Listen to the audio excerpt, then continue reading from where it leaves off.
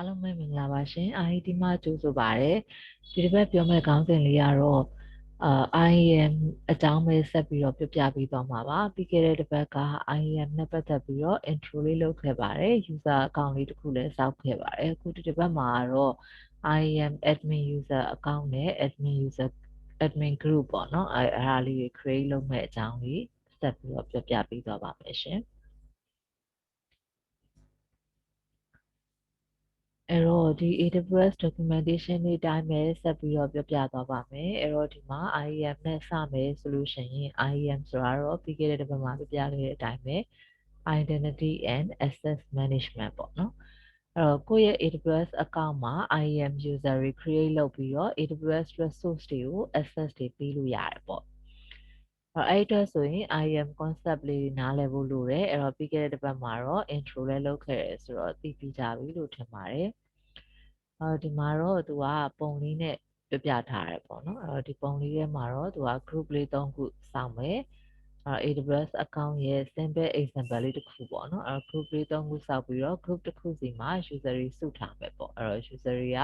responsibility to ရဲ့ user တွေကိုစုထားမယ်ပေါ့နော်အဲ့တော့ account ရှိမယ်ကိုယ့်ရဲ့ account မှာ group ၃ခုရှိမယ်ပေါ့အဲ့တော့ဒီ example အရဆိုလို့ရှင်တော့ admin ဆိုတဲ့ group ရှိမယ် developer ဆိုတဲ့ group ရှိမယ် test group ရှိမယ်ပေါ့နော်အဲ့တော့ဒီ group တစ်ခုစီမှာ user တွေရှိမယ်ပေါ့အဲ့တော့တကယ်ကတော့ user တယောက်ချင်းစီမှာ group တစ်ခုချင်းစီမှာ user တွေအများကြီးရှိနိုင်တယ်ပြီးတော့ user တယောက်ကလည်း group တစ်ခုတည်းမကပို့ပြီးတော့မှပါဝင်နိုင်တယ်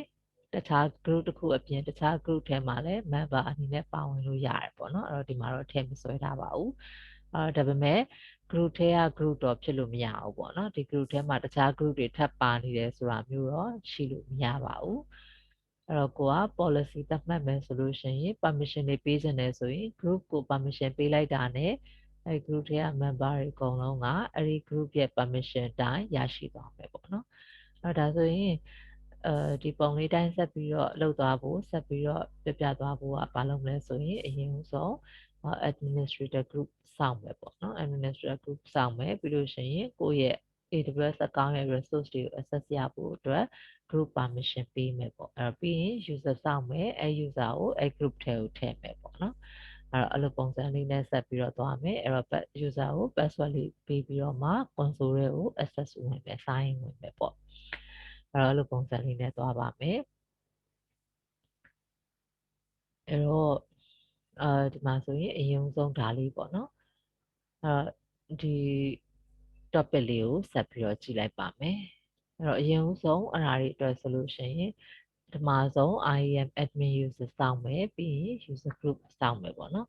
အဲ့တော့ best practice အနေနဲ့ပြီးခဲ့တဲ့တစ်ပတ်မှာလည်းပြောခဲ့ပါတယ်root user ကို AWS account စောက်လိုက်တာနဲ့ရလာတဲ့ account ဟာ root user ပေါ့နော်အဲ့တော့ root user အနေနဲ့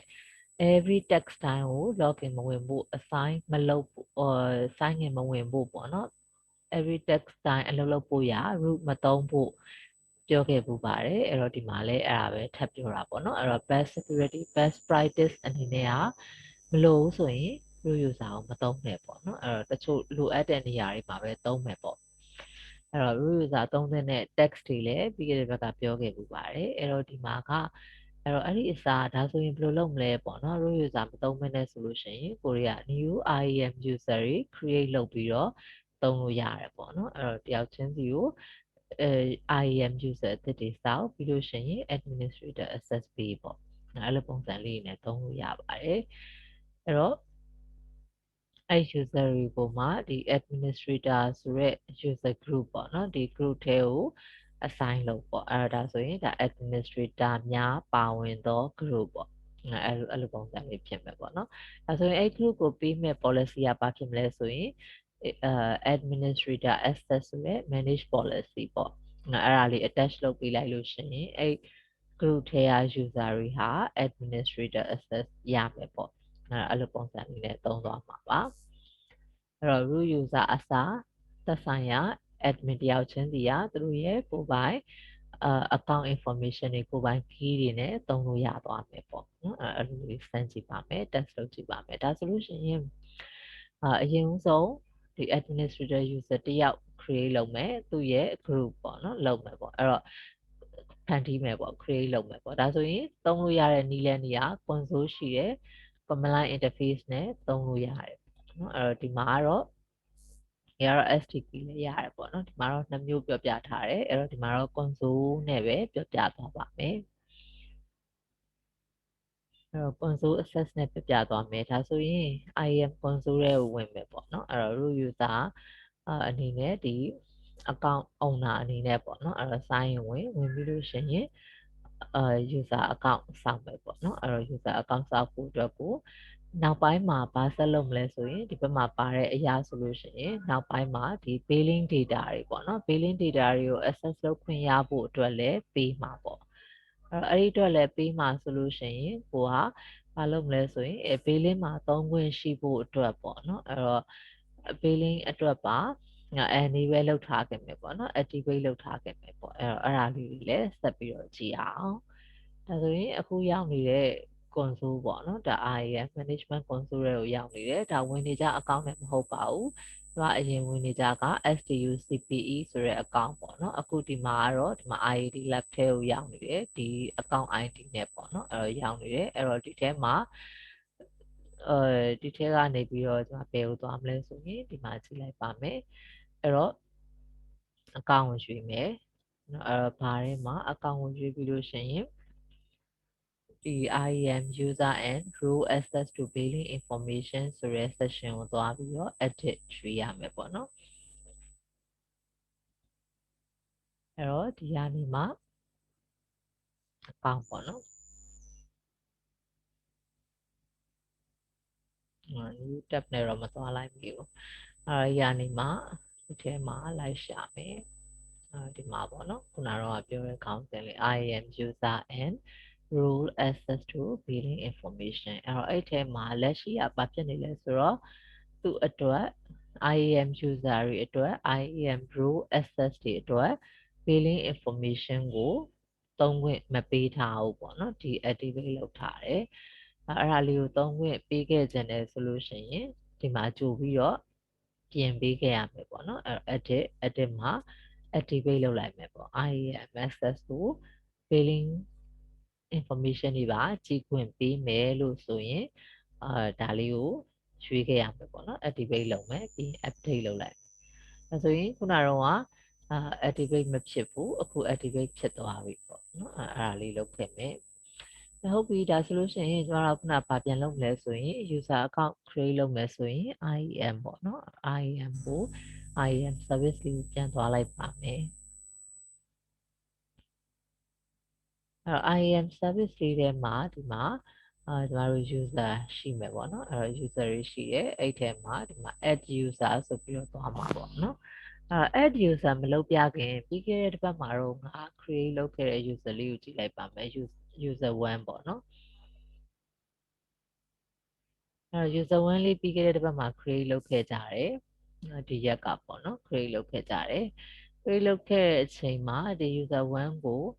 S3 read only access ပဲပေးခဲ့တယ်ပေါ့အားကြောင့်မလို့ပြီးခဲ့တဲ့ဘက်က test လုပ်တော့လည်းတွေ့မှာပါbucket create လုပ်လို့မရဘူးပေါ့နော်သူကဖတ်ခွင့်ပဲရှိတယ် read only access ပဲရတယ်ပေါ့ဒီလို policy လေးနဲ့ဒီ permission လေးသတ်မှတ်ပြီးတော့မှထားခဲ့ကြတယ်ပေါ့နော်ဟုတ်ပြီဒီတစ်ပတ်ကျတော့ဒါ admin user ပေါ့နော် administrator အနေနဲ့ create လုပ်ပါဆိုရင်အဲ့ဒါလေးဆက်ပြီးတော့ကြည့်အောင် user တွေမှာ add user ပေါ့add user မှာဒီမှာ username ပေးရုံပဲပေါ့နော်အဲ့တော့ကြိုက်တဲ့နာမည်ပေးလို့ရတယ်အဲ့တော့ IAD admin ဆိုတဲ့သဘောနဲ့ IAD ADMIN ပေါ့နော်အဲ့တော့ IAD admin မှာဆိုပြီးတော့ပေးလိုက်မယ်ပေါ့နော် user တယောက်အဲ့တော့ဒါတွေကပြီးခဲ့တဲ့တစ်ပတ်မှာပြပြခဲ့တဲ့အတိုင်းပဲကိုဘာလုပ်မှာလဲပေါ့နော်အဲ့တော့တကယ်လို့ programmatic access လိုချင်တယ်ဆိုရင် access key ယူခဲ့ရမယ်ပေါ့နော်နှစ်မျိုးလုံးယူလဲရတယ်ဒါပဲယူမယ်ဆိုဒါပဲယူလို့ရတယ်နောက် management console access ပဲလိုချင်တာဆိုရင်ဒါလေးပဲယူလို့ရတယ်နော်အဲ့တော့ဒီမှာဒါလေးပဲယူလိုက်ပါမယ်ရွေးပြီးတော့ auto generate password ဆိုလို့ရှိရင်သူကဒီမှာ auto generate password ရွေးလို့ရတယ် console password ကိုအဲ့ဒါဆိုရင် ဒီအောက်က require password reset ကိုလည်းယူမယ်ဆိုရင်ထားလို့ရတယ်မယူဆိုဖြုတ်ခဲ့လို့ရတယ်ပေါ့နော်အဲ့တော့ next sign ဝင်လို့ရှိရင် password အသစ်ပြောင်းရမယ်ပေါ့နော်ပြောင်းရမယ်လို့ user ခြင်းနဲ့ပြင်စေခြင်းနဲ့ဆိုလို့ရှိရင်ချက်ပေါက်လေး on ခဲ့ရမယ်ပေါ့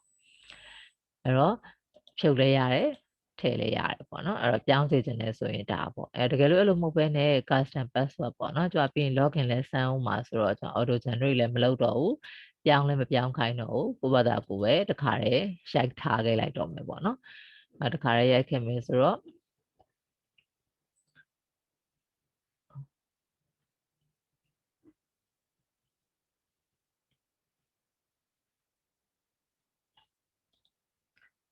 ဒါဆိုရင် password လေးရိုက်လိုက်ပါပြီ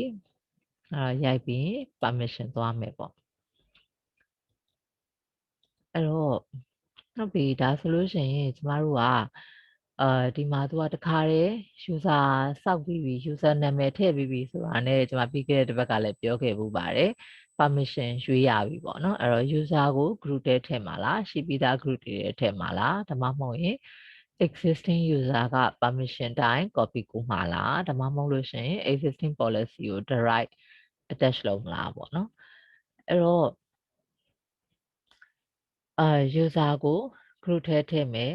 ဆိုရင်ဒီရှိတဲ့ group တွေလည်းပေးလိုက်ရုံပဲပေါ့နော်အဲ့တော့ကိုယ်ပေးခြင်းတဲ့ administrator access တွေကဒီမှာရှိပေးတာပေါ့နော်အဲ့တော့ဒါပေမဲ့တမင်တကာရွေးမယ်ဆိုရင်ဒါလေးချက်ပေါက် on ပြီးဆက်သွားလိုက်ရုံပဲပေါ့အဲ့တော့group အသစ်ပါတစ်ခါတည်းစောက်ကြည့်လိုက်ပါမယ်ဒီတစ်ပတ် tutorial လေးက group လေးပါစောက်ချင်တဲ့အတွက်အဲ့တော့ create group ဆိုပြီးပြောလိုက်တယ်အဲ့တော့ group name က IADADMINS ပေါ့နော် IAD admin များဆိုတဲ့အဓိပ္ပာယ်ပေါ့ခုနကတော့ user တယောက်ထည့်ရကြတော့ IAD admin လို့ပေးလိုက်တယ်ဒီမှာကျတော့ admin များဆိုတဲ့ group ပေါ့နော်အဲ့ဒီသဘောလေးနဲ့ဒီလိုလေးပေးထားလိုက်တယ်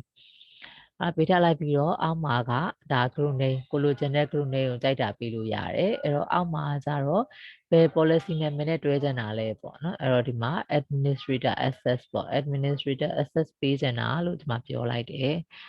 ဒါဆိုရင်ပြီးပြီ create group စောက်လိုက်ပါမယ်ဒါဆိုရင်ကျွန်မခုလေးတင်စောက်ထားတဲ့ group နဲ့ဒီ user ကတွဲမိနေပြီပေါ့နော်ဒါလေး selection ဝင်နေပြီအဲ့တော့ tag next ကိုတွားလိုက်ပါမယ်next ကတော့ tag တွေကတော့အမြဲတမ်းဒါထည့်ရင်ကတော့ကောင်းတယ်ပေါ့နော်အဲ့တော့ key value ပဲနဲ့သူကမှတ်ထားတာပေါ့နော်အဲ့တော့ဟို tag လုပ်ချင်တဲ့ information ကိုတခါတည်းတွဲမှတ်လို့ရတယ်ပေါ့နော်အဲ့တော့ဒီမှာတော့မထည့်တော့ပါဘူးဆက်သွားလိုက်မယ်ဒါဆိုရင်ဒီမှာပေါ့နော်ဟုတ်ပြီအဲ့တော့ဒီ group ထဲမှာပါတယ်ပေါ့ဆိုရင် create user ဆိုပြီးတော့ဆက်ပြီးတော့လုပ်လိုက်ပါမယ်အဲ့တော့ဒါဆိုရင်အဆင်ပြေတယ်ပေါ့နော်အဲ့တော့အဆင်ပြေတယ်ဆိုတော့သူနဲ့သက်ဆိုင်ရာ information ကိုတကယ်လို့သာ random ယူခဲ့တယ်ဆိုလို့ရှိရင်ဒီမှာသူပြနေမှာပေါ့နော်အဲ့တော့ show တွေ hide တွေလုပ်ပြီးတော့သူရတဲ့ random password ကိုကြည့်လဲရတယ်နောက်တစ်နည်းကCSV file ကို download လုပ်လဲရတယ်ပေါ့နော်ဒါလေး download လုပ်ပြီးတော့ယူလိုက်လဲရတယ်အဲ့တော့ပြီးလို့ရှိရင်ဒါကကြတော့ login ဝင်ရမယ့် link ပေါ့အဲ့တော့ login ဝင်ရမယ့် link လေးကို copy ကူးခဲ့လိုက်မယ် copy ကူးခဲ့ပြီးတော့နောက်ထပ်ဒီ window လေးကိုဖွင့်လိုက်ပဲပေါ့နော်တခြား tab လေး Chrome profile လေးတစ်ခုဖွင့်ပြီးတော့ဒါလေး login ကိုကြည့်လိုက်ပါမယ်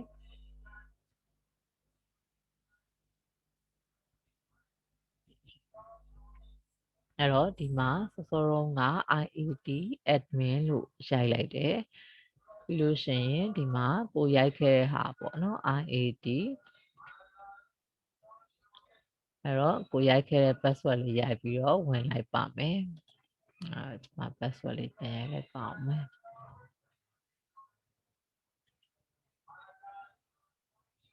ဆိုလို့ရှိရင်ဒါဝင်လိုက်ပြီပေါ့နော်အဲ့တော့ admin အနေနဲ့ကျွန်မ login ဝင်လို့ရသွားပြီlogin ဝင်လို့ရသွားပြီးတော့ဒီမှာဒါ first time ဆိုတော့သူက service tool လောက်ခိုင်းတာပေါ့နော်ဘယ်သွားဘာလို့ရတယ်ပေါ့ဟုတ်ပါပြီဒါဆိုရင် okay အဲ့တော့ကျွန်မခုဘာလုပ်မလဲဆိုရင်လက်ရှိကစောစောတုန်းကဒါ admin user ဖြစ်တဲ့အတွက်ကြောင့်မို့လို့ပြီးခဲ့တဲ့ user 1နဲ့ test လုပ်သလိုပဲပေါ့နော်အဲ့တော့ဒီမှာလဲ S3 နဲ့ပဲ test လုပ်ကြည့်လိုက်ပါမယ် ပြီးရဲ့ user 1တုန်းကတော့ S3 ကို read only access ပဲပေးတဲ့အတွက်ကြောင့်မို့လို့ bucket create လုပ်လို့မရဘူးပေါ့နော်အဲ့တော့အခုကတော့ administrator access ဖြစ်တဲ့အတွက်ကြောင့်မို့လို့အကုန်ရပြီလားလို့ကျွန်တော်တို့စမ်းကြည့်အောင်အဲ့တော့ bucket create လုပ်ကြည့်မယ်အဲ့တော့ admin ရဲ့ backup ပေါ့နော် IAD admin backup ပေါ့ backup ဆိုပြီးတော့ဒီမှာ region ကဒီတိုင်းပဲထားလိုက်ပါမယ် default ပဲထားလိုက်မယ်ပေါ့နော်ထားပြီး January လည်း default ပဲထားလိုက်ပါမယ် January လည်း default ပဲထားပြီးတော့ bucket လေး create လုပ်လိုက်ပါမယ် Okay ဒါဆိုရင်ဒါ successfully create လုပ်လို့ရတယ်ပေါ့နော်အဲ့တော့ပြောချင်တာကတော့ဒါ administrator access ဖြစ်တဲ့အတွက်ကြောင့်မို့လို့ဒီ user ကအကုန်လုပ်လို့ရတယ်ပေါ့အဲ့တော့ဒါဆိုရင်ဒီထဲကနေ IAM information ကိုလည်းခေါ်ကြည့်အောင်IAM service ထဲမှာ IAM ရိုက်လိုက်တယ် IAM လို့ခေါ်ကြည့်တယ် IAM ခေါ်ကြည့်ပြီးတော့ဒီမှာ user ပေါ့နော်အဲ့တော့ user ခေါ်ကြည့်တဲ့အခါမှာဒီမှာစောစောတုန်းကစောက်ထားတဲ့ဒီမှာပေါ့နော် IAD admin ဆိုတာဒီမှာ IAD admin များဆိုတဲ့ group ထဲမှာပါတယ်ဒီ user ဒီထဲမှာပါတယ်10 မိနစ်အကူက login ဝင်ထားတယ် password age ကလည်းခုနလေးနေပေးထားတဲ့ဟာပေါ့နော်3 မိနစ်အကူပေါ့ဒီပုံစံလေးနဲ့ကျမတို့အခုဆိုရင်ဒါadmin user အသစ်စောက်လိုက်တယ် admin group လည်းစောက်လိုက်တယ်ပေါ့နော်အဲ့ group ထဲကိုဒီ user တခါတည်းထည့်ပြီးတော့access လည်းလုပ်ပြရတယ်ပေါ့နော်အဲ့ S3 bucket လေးလည်းတခါတည်း create လုပ်လို့ရတာကိုတွေ့နိုင်ပါတယ်ဟုတ်ကဲ့ကျေးဇူးတင်ပါတယ်ရှေ့တစ်ပတ်မှာတခြားခေါင်းစဉ်တွေနဲ့ပြန်လာခဲ့ပါအောင်မယ်နော်